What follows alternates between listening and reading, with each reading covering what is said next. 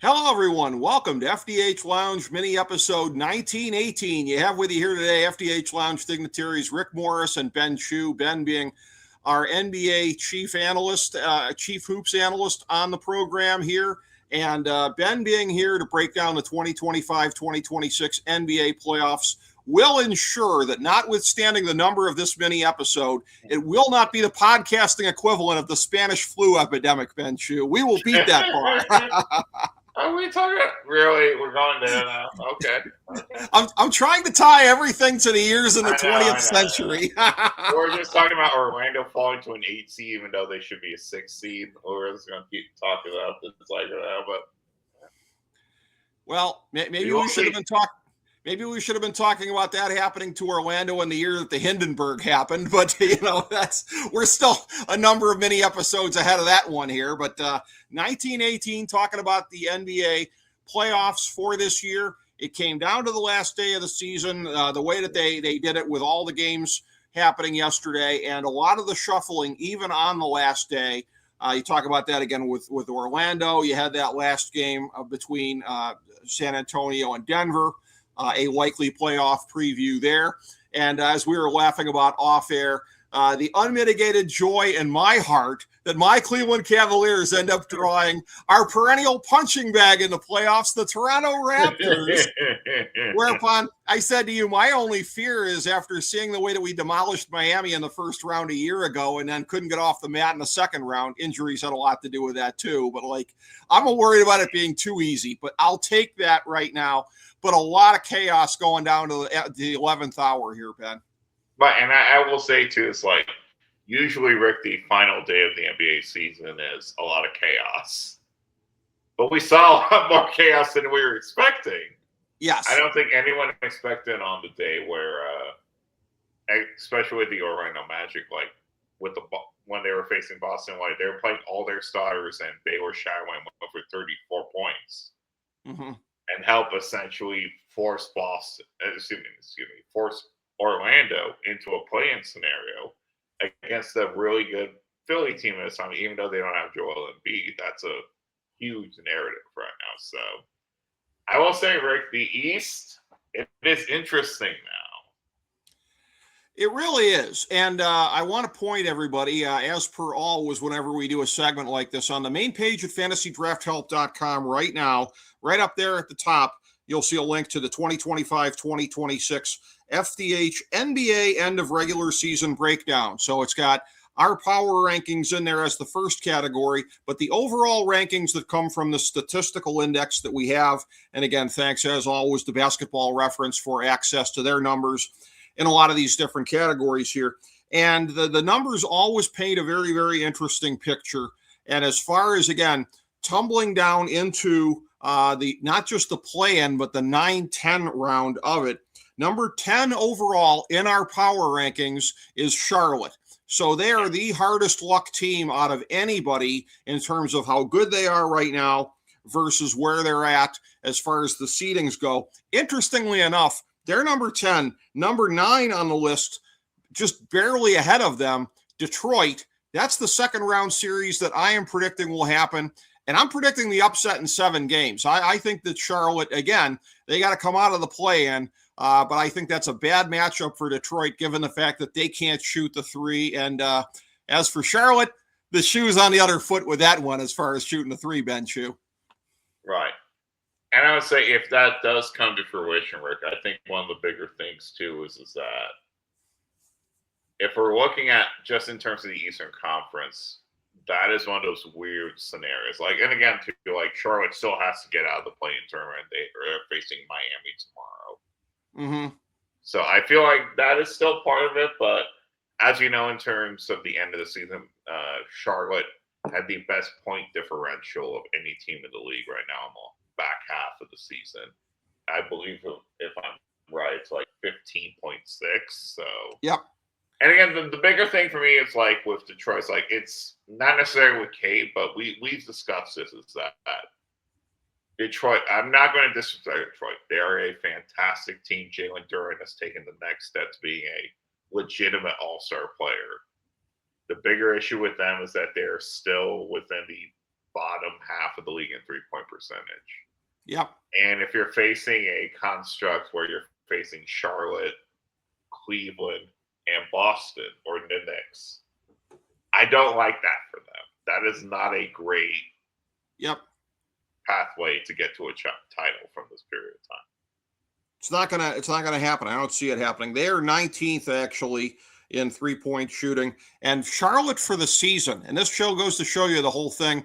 A tale of two seasons for them as far as how they came together. Well, they started initially in the season too, Rick. Like they started at least 8 games below 500. They were. So that's they were literally perceptionally awful in that timeline. But I want to give a huge credit to Charles Lee, their head coach.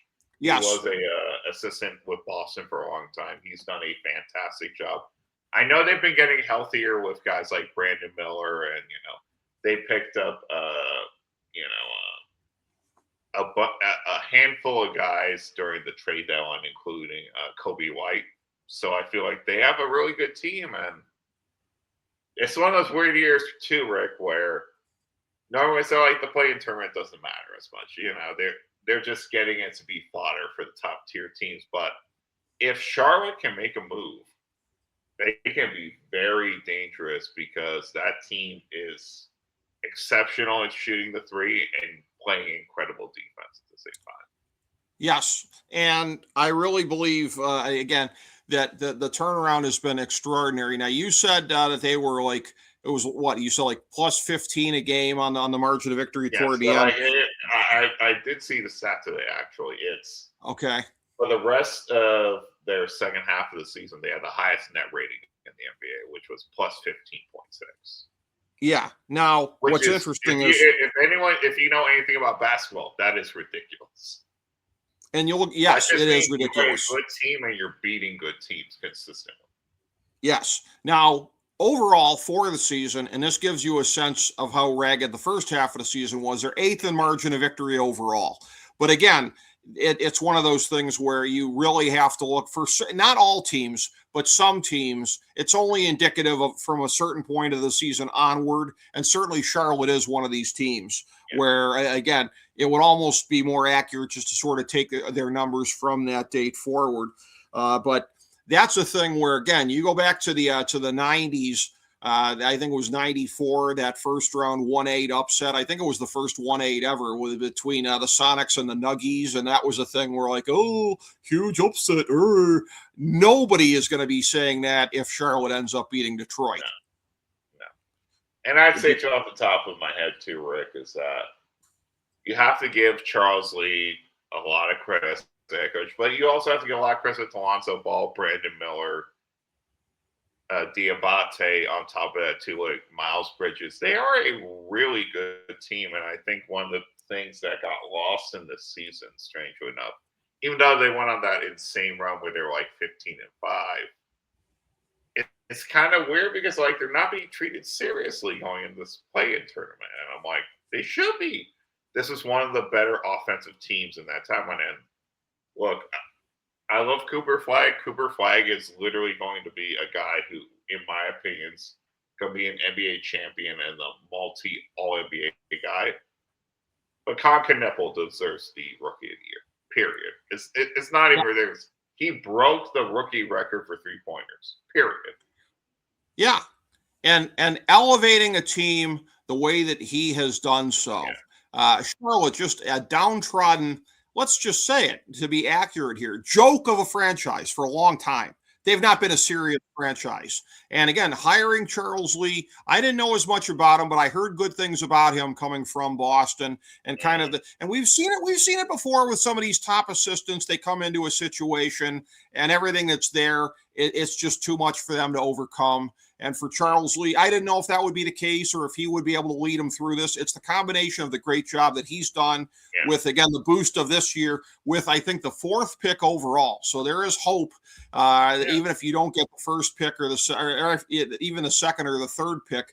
Last year was a draft where it was thought to have a top tier of honestly, a second tier, shall we say, because Cooper Flagg was regarded. And Rick, too, I'm going to give a benefit of the doubt Charles Lee because I watched a lot of those Charlotte Hornet games in his first year. He was trying to set up his system. Yep. And that's the biggest thing I can say. If you're a good head coach, you're trying to build. You're trying to understand. And this year, even though they started out horribly, one of the worst records you probably, outside of the Clippers in the Western Conference, one of the worst records to even get into the play-in tournament. Agreed. I have to give my respect to Charles Lee because that team could have imploded. They could have done the same thing because you and me have discussed this already, is that the Hornets in recent memory have not been a great franchise. Not at all. And he was able to guide them to get to this point.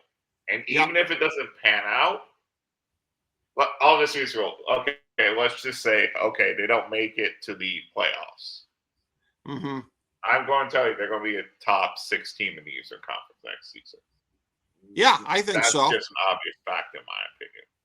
Yeah, and I think that again, there's a number of teams that are lucky that that didn't happen this year because they weren't like super far off from making that happen this year. Now that being said, if you're looking at the two sides of the bracket in the Eastern Conference, again, I maybe not by much, but I do think that my Cavs drew the long straw on that one there. The side of the bracket was certainly Toronto, and then the winner of what I think is going to be Detroit and Charlotte coming out of that then, as opposed to the other side of the bracket where you have Boston and New York and also Orlando and Atlanta. Well, Orlando is that's my guess on who it's going to be. And then Atlanta, of course, the 6th seed, they're playing the Knicks. That's going to be one of those things where, again, I mean, you have to look at some of the subtle kind of, undertones of how these things play out here. And I think one of the big winners in Atlanta falling into that side of the bracket, believe it or not, was not that Boston would be super hyped to play Atlanta necessarily in the second round, but I think Boston's a big winner because I think the Knicks at minimum, I've got the Knicks coming through that series, but they are going to get stretched by Atlanta versus if Boston gets like Orlando or somebody, it might kind of be the same thing as like the Cavs have got, that like the only thing that could work against Boston is if the first round is too easy for them and they can't get it going right away in the second round. And I'll know too, Rick, during the regular season, I know New York essentially had a 3-1 split against them, and Atlanta won the later game of the series, but it kind of still feels like on that half of the bracket because Cleveland missed them. That's going to be a Boston, Knicks second round semifinal decision in that timeline. Probably. And I think that, again, they're probably going to take more steam out of each other, I would think, than either the Pistons or Charlotte would with the Cavs. Yeah. And nevertheless, during the regular season too, Rick, like New York was 3-1 against the Celtics in this time. Yeah. And so, and that's going to take us to, again, an Eastern Conference final a year ago. So again, take this for what it's worth. A year ago, I thought it was going to be Boston, Cleveland. This year, I'm going to say it again. And I give the edge by the tiniest of margins here, like 51-49. Pains me to say it, but I think the tiny edge goes to the Celtics on this one here. That being said, I mean, if you're looking for, making a case for the Cavs, I think it would be the fact that even in the playoffs and even in the disastrous series against Boston 2 years ago, where like the whole team was hurt, even then Boston struggled to deal with Evan Mobley, and that was before he had kind of leveled up a little bit. Now, the Evan Mobley that we've been seeing with James Harden now, if I make a case for the Cavs, if I'm able to do so, that's probably the greatest scenario for that being the case. The other one would be potentially Jared Allen as well, because, who's been better than, Black History Month, Jared Allen. And, some of that has trickled over, although he's been hurt. And that's why I struggle to put too much of it on Jared Allen right now. And I've said to you off air, my biggest worries as a Cavs fan are basically internal and health. Just that we don't have the same thing happen as was the case last year. It may have already happened with Jared Allen to a certain degree. But Evan Mobley also rising up and also being that guy that takes advantage of Harden being here. And one of the things, too, about the whole Harden narrative about, post-honeymoon James Harden, what's that going to be? Playoff James Harden, what's that going to be? again, we are still talking about a guy with a buttload of playoff scoring over the years and wins over the years.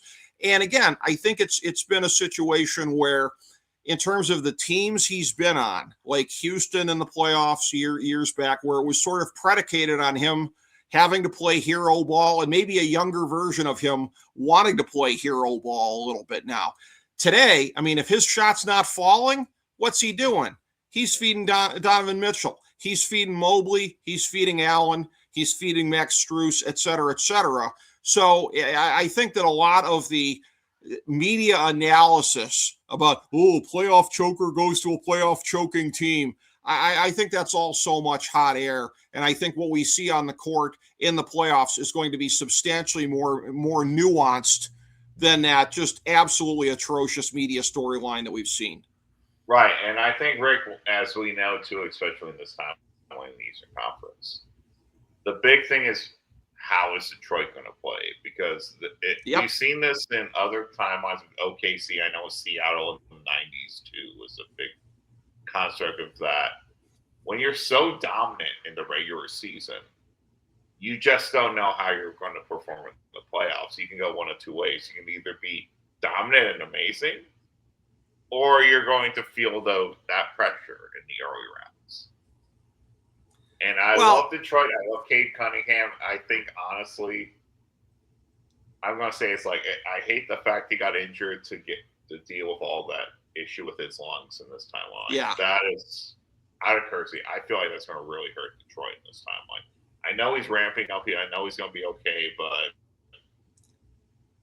in terms of any analysis I've ever done in terms of a guy coming back from a punctured lung in a multiple playoff series, especially in a sport like the NBA, it's usually not a good sign. No, it's not, and that is a real shame for him. And it's a thing where, again, I have felt all year long like this team was a year away, regardless of how good they were playing during the regular season, because, again, not enough shooting on this team. And it is a circumstance where, I use this real quick. If they win the title, I will eat my crow. But you cannot be in the bottom half of the league in 3-point percentage to win a title. I'm sorry. Well, and we've made this comparison on the show before about trying to win a Super Bowl with a suspect quarterback, and so you might get Pistons fans out there like, oh hey, Seattle won the Super Bowl with Sam Darnold. Did you see Sam Darnold, not in the Super Bowl, but in the biggest game of the year, the real Super Bowl, the one against the LA Rams, where he dominated them, a very good team? I mean, Sam Darnold leveled up this year. Again, had a lot to work with as far as, JSN and some of the other pieces that were there. But Seattle winning the Super Bowl is not evidence for Detroit winning here. It would maybe be, if Denver had gone all the way with Bo Nix, maybe that might have been evidence. I'm trying to think of what would be the right. Too, Rick, I don't want to disrespect Detroit because they've had an amazing season. Right. Dennis Jenkins, in my opinion, is one of the most underrated guards in professional basketball. Sure. He was amazing in the summer league. He's been amazing this year. I don't know. It's a very interesting scenario from a team that was literally one of the worst teams in professional basketball 2 years ago. So now being the overall number one seed and having to home court in a scenario where they're going to have to face a bunch of teams who are really good at their own deficiency. That's all. Well, and again, and this is there's pros and cons to what I'm about to say, and they're very, very, very pronounced. So this could be a compliment or this could be a detriment to say, but JB Bickerstaff proving to be the Marty Schottenheimer of the NBA. He can dig you out of whatever kind of crappy situation. He has yet to prove that he can get you over the top. Yeah. And in Cleveland, I didn't give up hope until the very end with him. But, by the time they moved on from him, I felt it was time to move on. And by the way, Piston fans out there, anybody getting too cocky about the regular season, I can say this as somebody who remembers my favorite team winning 64 games a year ago. You are promised nothing at this time of year, people. You are promised nothing. So, I think the fact that we are not really speaking of Detroit as among the top 2 contenders in the Eastern Conference. And I'm crazy to Detroit. It's kind of sad, if I'm being honest. I mean, but here's the thing, 60 though. plus games in a regular season. Like, you should be treated in the same scenario. Yeah, but look, didn't the New England Patriots win 14 games? Now, that was because of their schedule. Sometimes you just get to be a year or two ahead. Not 2 years ahead is rare, but sometimes teams get to be a year ahead. Now, the next year, they generally have trouble following up on it, so that can kind of set you back, because if you're playing ahead of your schedule, you're not going to probably win it all that year, and the next year might be a bit of a hangover. So here's the moral of the story, kids. Never better to play ahead of schedule. Win 56 games instead of 64, or whatever the case may be. Stay in your lane, in other words. And Detroit did not do so, and we will see how that plays out for them. In the Western Conference, as we expected, OKC at the very top. As some of us suspected all along, San Antonio might well be in the mix. They are firmly in the mix, and a team that gave Oklahoma City fits during the season. So if they play them, that's going to be a pretty epic series.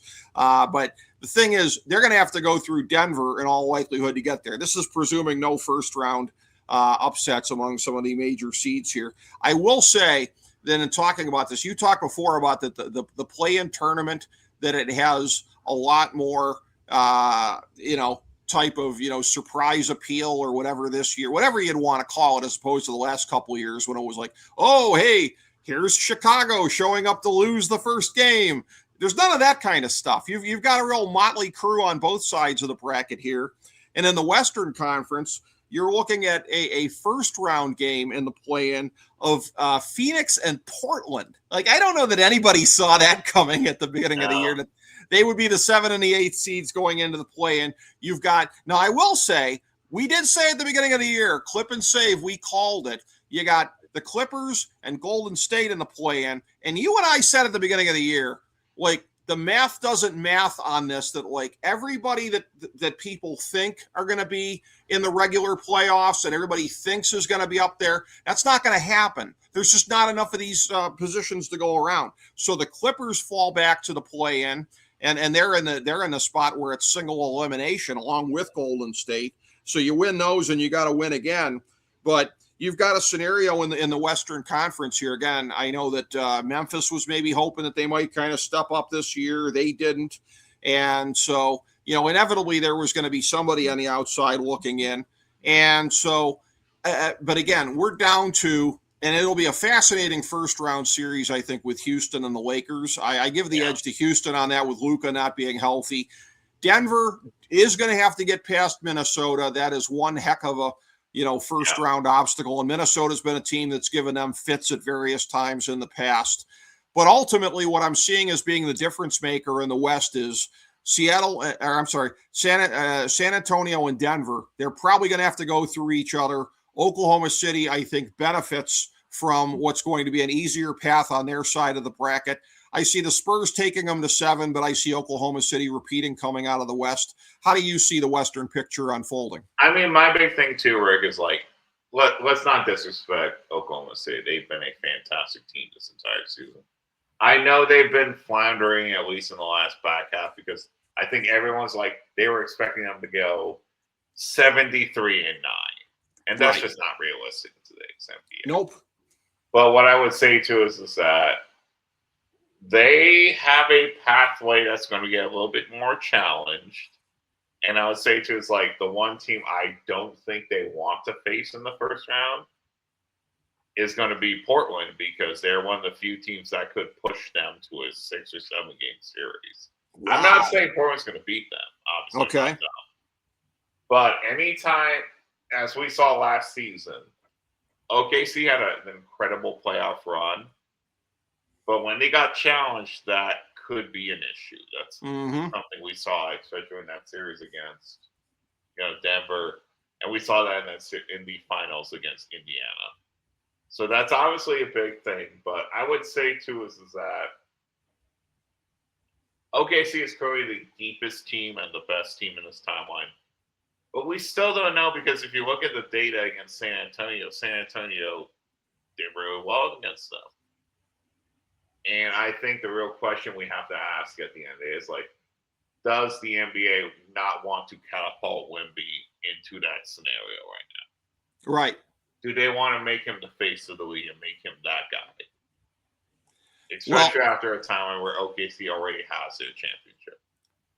I'll tell you this. If the league smells a chance to get San Antonio into that spot and Wemby with a championship already, then I know as far as getting any whistles whatsoever, my Cavs are doomed because here's one of the craziest stats that I've come across is that there's one guy in the NBA that when his team plays San Antonio, he basically cancels out Wemby statistically. The 3 games they've played together, that man is Jared Allen, ladies and gentlemen. That is crazy. That is absolutely. I love Jared Allen to death, but like, are you kidding me? He cancels out Wemby, so it's like if the league sees a chance to get San Antonio there, we are screwed, Ben. We're not getting any whistles.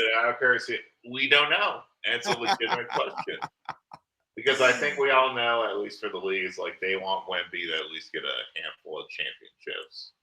The real question is in terms of right now. Yeah. Do they necessarily need to get him there right now? And again, an epic rivalry that is taking shape this year that is only going to continue to unfold between Oklahoma City and San Antonio. And I've talked about this and this plays into. I mean, to be honest, too, Rick, we predicted this a year ago. Honestly. Yeah. We talked about it a couple times. You could see it coming, absolutely. And this is where, again, when the league does realignment, when expansion comes in a couple of years, where they need to go to the 4 divisions of 8, because again, the epic 4-way rivalry that is going to unfold here, these 2 teams, and you put Houston and Dallas in the mix, chef's kiss to that one as far as, those 4 teams and how many huge games there's going to be from now until, the next 15 years. So you're going to have all of that unfolding. And again, and that's what's interesting here is you really get a glimpse at the future. And ultimately, again, the 5 seed in the West, perhaps feeling a little bit sort of overlooked because a year ago it was them. Now, again, Houston a year ago, they were kind of like ahead of schedule being the 2 seed. And we kind of saw it when they got to the playoffs here. This year, more battle tested. You add Kevin Durant to the mix. They're a 5 seed. But it's like a year ago, Houston, like perceptually, was where San Antonio is now. And it's not just because they were the 2 seeds in their respective seasons, but Houston was like the scrappy up-and-comer that was really going to, push Oklahoma City for it. And it's easy to forget that they're kind of, still in the mix there because I think that's the extraordinarily likely second-round matchup is Oklahoma City and Houston. And that's going to be, pretty exciting. While it's at it there. And again, a chance for possibly Sengun from Houston to really kind of rise up and make some noise. And I think he would have to be one of the most instrumental players on the floor if Houston had a chance to pull the upset. But yeah, I mean, it's kind of easy to forget, like when you're looking at, again, and just how good the top 3 teams in the West are, and that Houston right now, they're behind the Lakers, who don't, who again are pretty shorthanded at the moment, such that I was reading some articles the other day, like LeBron James will have to play hero ball again. And they're like, okay, well, good luck with that. Good luck trying to have 41-year-old LeBron James replicate the 2018 Cleveland Cavaliers run. I don't see it happening. I think Houston's going to make relatively short work of them. And then again, set up that very, very interesting second round series. Yeah. And we'll see. So that's with the help of, I know Luka Doncic right now is currently dealing with treatment and trying to get back as soon as possible. But yeah, I mean, if we're talking LA, Houston, it's going to be a real interesting series. It's kind of really sad that in this timeline for Houston, like no Fred VanVleet, no Steven Adams, because both of those players made a huge difference for Houston. Different points of the regular season last year and this year. But I mean, we will see. I mean, again, do I think it's likely that Houston's going to win? Yes. But can we rule out LeBron James in any playoff format? No. I mean, I will say this. No, never. I'll say this: if the Lakers win this series, they should make a 30 for 30 about LeBron pulling them across the finish line. Doesn't matter what they do from there on in. He should get a 30 for 30 if they win that series. I mean, we know too, LeBron James is still LeBron James at the end of it. And he's going to try to exert his will as much as possible. And again, look, I mean, I also know too, right? The one thing that some people are forgetting, like they have home court still in this timeline. They do. So they have the first two games at least at home. So they do, but I mean, that's a double-sided coin. I mean, like if they come home down 3-1, you think that crowd is going to be in a mood to drag them over the finish line? So I'm just saying, if you have a first two games of a series and you can split at 1-1, you never know. You never know. You mentioned this before, not that this is going to be consequential in any way, shape, or form in the macro picture of the West, but you mentioned Portland possibly coming out of the play-in. I've got them losing to the Clippers. That seems to be a likely matchup in the second round of the play-in here. Give me your thoughts on if the Clippers were to face Portland. Again, two very, very sort of disparate teams matching up here, but how you possibly see that one going. And it goes to what we said about, like, wow, this year, the play-in round, it's not now, nor will it ever be really consequential, with the possible exception of if Charlotte somehow doesn't make it out. It's not going to be consequential, but man, are these games going to be intriguing, and I'd love to get your thoughts on Clippers. And I would say, too, Rick, like in terms of at least the 9-10 matchup, like, it's a Kawhi versus Steph in the timeline for at least for Amazon Prime. It's like, that's a great scenario for them to see two of the most embattled superstars of all time in the league get to face each other. But yeah, I mean, we'll see. Like, the bigger thing for Portland is that they've been playing really well. They've won at least 3 of their last 6. And the last game they played against the Clippers at home, they made short work of them on some level. The game got close, but they ultimately ended up winning by 12 plus points. So right, we will see what happens. It's going to be a really interesting scenario because do I think Portland will make noise in the playoffs? Probably not. But what I will say is that if they are in a 1-8 scenario against OKC, I could totally see a scenario where they could steal a game or two against them. And as we know, especially when you're trying to win a championship, that matters. Yeah. Well, you've given us a lot of clip and save stuff to go with over the years where you have been correct on this. And so, again, we'll have to see how it plays out this year. My sense is I'm going with, generally speaking, the chalk of the basketball observers here of Oklahoma City, Boston in the finals. And I will say Oklahoma City to win the title under those circumstances. That would be something where, again, you as of course a Sonics fan from your youth here, it would pain you to of course have to pick Oklahoma City, but although you kind of flinched on it either way last year, you did go with Oklahoma City in the finals, thus preserving, may we say, the big win streak here on the show. I believe you're up to 11-0 now on the NBA Finals since you and I started picking them. And I think I'm like 8-3. Like, my record would really be something to write home about were it not for the fact that I'm doing these with you here. 11-0 going back to 2015. That you've been correct on all of these. You and I diverged in 2019, 2021, and I'm trying to think when else. And I would say that is Toronto and Golden State. And that's like you picking Toronto. Well, now again, so 21 when I took Phoenix, you took Milwaukee. I think the world was kind of split on that one there. Yeah, no one knew who was going to win that series. That was very, very closely contested. But 2019, you were way out on a limb taking Toronto. 2019 is the biggest reason that it's so hard to be 11-0 going back to 2015 because, again, you had to go out on a big limb and pick them. And that was before the injury situation happened with Thompson and Durant. Everybody looks at it like, oh, well, that's why that happened. You didn't know that was going to happen, and you picked Toronto anyway. So, yeah, that's however this shakes out this year. Again, we come into the finals when we reconvene to do this with you going for a perfect 12-0 since 2015. Ben Shue. 12-0. You would think that I would have pressure, but there's no pressure anymore. No pressure. No pressure. Yeah. Once you're Again, 11-0, you have no pressure anymore. I know exactly, and I know last year you were looking at the case for Indiana, and again, Indiana took them to 7. Fair courtesy, they took them to 7 games. And I'll just say this: I mean, as far as Halliburton going down, we'll never know. If he doesn't tear his ACL, we will never know. We'll never know. I mean, and that's. Well, I say OKC is probably going to win that series. Yeah, I'm not going to be disrespectful in that time. Yeah. So but that was a lot closer than a lot of people had at that time. So. It absolutely was, and you in kind of struggling there, which way you were going to go, and making a good case for Indiana.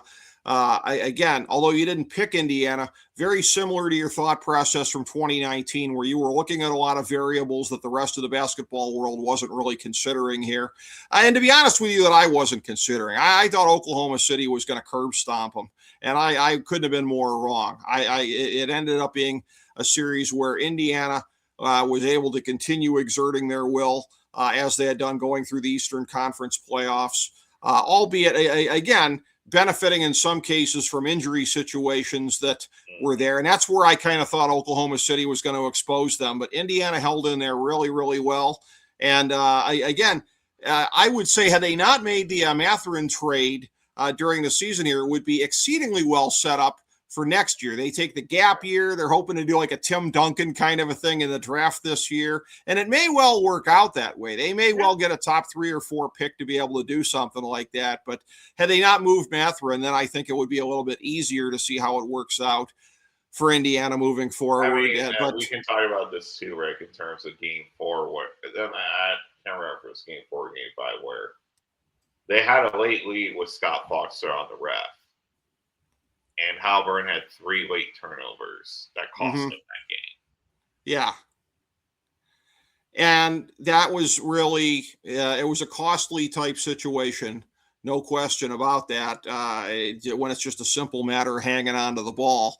And I think as we look at it playing out this year, it will be interesting to see. And before, of course, we reconvene for the NBA Finals, I presume we'll be doing another live show for the NBA Draft Lottery this year.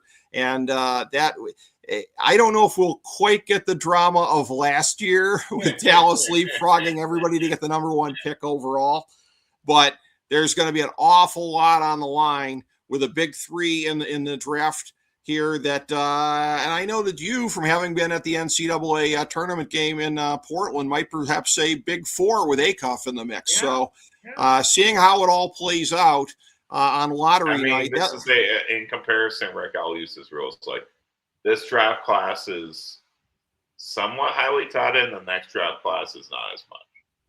Not as much, but the top of this draft class, between Peterson, Debancia, and Boozer, you've got 3 guys that are thought to be pretty solid franchise player type players that you always know it's a strong draft class when it's like in many other years, any of these 3 could have been the top pick overall. Certainly that would have been the case in, I think, 2024. That was a year where there was a real kind of vacuum at the top. I believe the same was true in 22. So there's just some years where, had any of these 3 guys been in those drafts, they would have been the slam dunk number 1 pick. I think you could have made a case for Acuff, quite frankly, being in the mix for and top pick. I know, especially this year too, like Darren Patterson was number 1 for the longest time. Yeah. And then there's a lot of questions about him at some point. I feel most of them are unfounded, but we'll talk about that in that period of time. We'll have to see. Yeah, that will be that'll be a fun one to do here. The lottery night, I believe that'll be Sunday, May 10th. They've moved it to this year, so we'll be getting back together at least by then to talk hoops. But always a great pleasure to get on here with my chum, the finest hoops analyst anywhere, the FDH hoops analyst, Ben Chu. Thanks so much for being here for the playoff preview, buddy. I appreciate it, my friend, as always. Much appreciated to you, and thank you, everybody, for checking out FDH Lounge mini episode 1918.